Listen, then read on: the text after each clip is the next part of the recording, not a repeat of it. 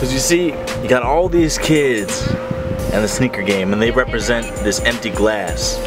And what Nike does is they say, oh, empty glass, you thirsty? You thirsty for some releases? Let me fill that up.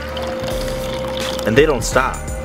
They just keep going and going and going. Another Saturday release till you reach where I'm at and it overflows. YouTube, what's going on? T Blake here. Welcome to my first episode of Real Talk Table Talk. This is going to be a series where I talk about some different things that I've observed with sneaker culture or different thoughts and feelings that I have. Now, this is not me preaching to you guys. I really want to have a discussion. But the first thing I want to talk about is the overflow of releases. So it seems like every single weekend there are multiple releases spread across all brands, but we just want to focus on Nike because I think it's safe to say that Nike oversaturates the market the most. Now, it used to be back even a couple years back, there wouldn't be a release as often. You know, if there was a Jordan retro release, they'd typically be like one a month or two a month. Now it's every single weekend, and let alone at that, there'll be 2 or 3 Jordan retros on one release. Look at next weekend coming up, we have the OG Shadow 1 and the Toro Bravo 4s. That's going to be releasing on the same exact day.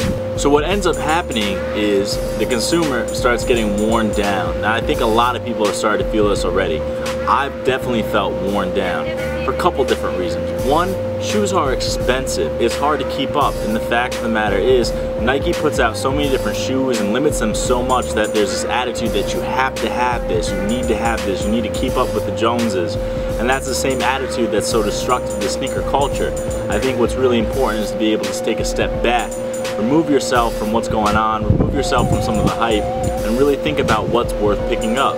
Basically, the conclusion that I've been coming to is that I've been finding myself passing on more releases. It's unfortunate because I do have a shoe review channel on YouTube, and that revolves around reviewing kicks and picking them up.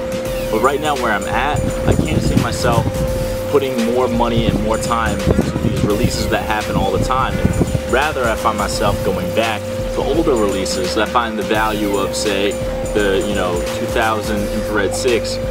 That's going to have more value than the one that they re-released as a Varsity Red and re-released the Infrared and they're re-releasing again next year, you know what I mean? And the moral of the video is, I want you guys to really take a look at what you're buying, take a look at what you picked up from one week to the other, and think about exactly how happy that makes you. I know for a while I got caught up with trying to pick up everything over the week, and it'd be really cool to have this thing, have this new shoe, have this new thing every single weekend. But that attitude gets tiring. It starts to fatigue you a little bit. Like, the thirst isn't that real. It's gonna overflow to a point and it almost takes away some of the fun from it. I'm not saying that I'm at that point right now, but I definitely have been at the point where I want to take a step back and remove myself from some of the hype and really think about what I'm purchasing. But guys, I want to leave the question open to you. How do you guys feel about all the weekend releases? Are you guys fatigued? Are you guys overwhelmed? Or will you continue to keep up with the vicious pace that's been set by some shoe companies? Let me know down in the comments. Let me know if you guys feel the same way. You can disagree with me as well. I definitely want to have that conversation with you guys. It's been an episode of T Blake Real Talk Table Talk. I'll catch you guys soon. Peace.